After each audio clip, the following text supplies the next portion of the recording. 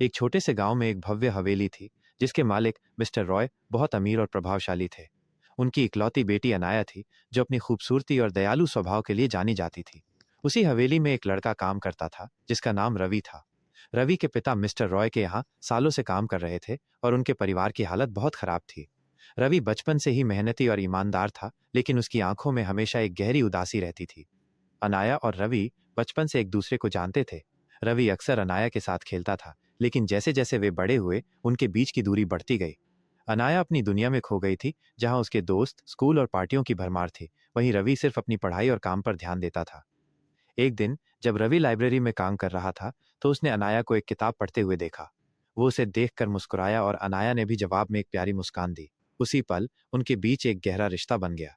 वे अक्सर छिपकर मिलते थे, बातें करते थे और एक दूसरे के साथ समय बिताने के बहाने ढूंढते थे। अनाया ने रवि को एक नई दुनिया दिखाई। उसने उसे पढ़ाया, संगीत सिखाया और दुनिया की खूबसूरती दिखाई जो उसने पहले कभी नहीं देखी थी।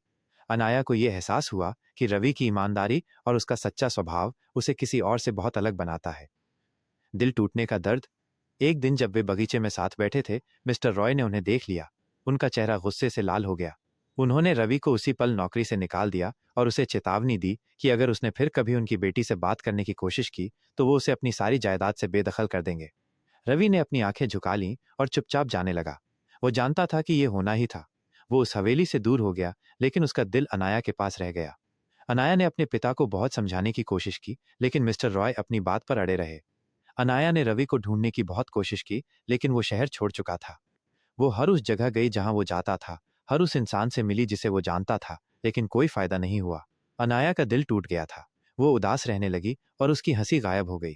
उसने अपनी माँ से भी बात की, लेकिन वे भी अपने पति के सामने मजबूर थीं। कुछ महीनों बाद अनाया को पता चला कि उसके पिता ने उसकी शादी एक अमीर घराने के लड़के से तय कर दी है। अनाया ने बहुत विरोध किया, लेकिन उसके पिता ने उसे धमकी दी कि अगर वो इस शादी से इनकार करेगी तो वे उसकी माँ को बहुत दुख पहुंचाएंगे। अनाया के पास कोई और रास्ता नहीं था।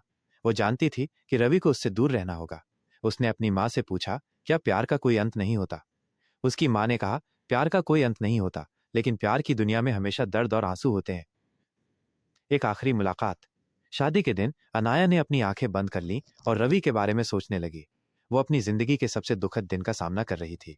उसी समय उसके एक दोस्त ने उसे बताया कि रवि शहर में वापस आया है और एक छोटे से अस्पताल में ड्राइवर का काम करता है।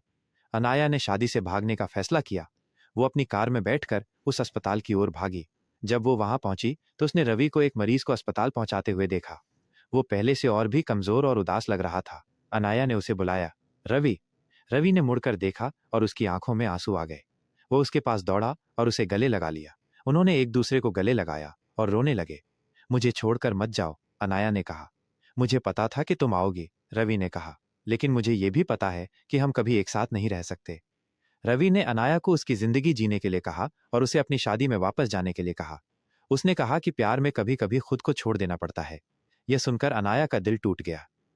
प्यार में कोई अंत नहीं होता, अनाया ने कहा, लेकिन कभी कभी हमें अपने प्यार को किसी और के लिए छोड़ देना पड़ता है। रवि ने उसे अपनी जिंदगी जीने की सलाह दी ताकि वो भी खुशी से जी सके। एक नई शुरुआत। अनाया ने रवि को हमेशा के लिए छोड़ दिया, लेकिन उसने उसे कभी नहीं भुलाया। उसने अपनी शादी की, लेकिन उसका दिल हमेशा रवि के पास रहा। वो अपने पति के साथ रहती थी, लेकिन उसका दिल हमेशा रवि के लिए धड़कता था। रवि भी अपनी जिंदगी में आगे बढ़ गया, लेकिन उसकी आंखों में हमेशा एक दर्द भरी उदासी रहती थी। वो अनाया से दूर था, लेकिन उसके प्यार में वो हमेशा अकेला था। उसने कभी किसी और से प्यार नहीं किया। और इस तरह एक अधूरी प्रेम कहानी हमेशा के लिए अधूरी रह गई, जहां दो लोग एक दूसरे से प्यार करते थे लेकिन फिर भी साथ नहीं रह पाए।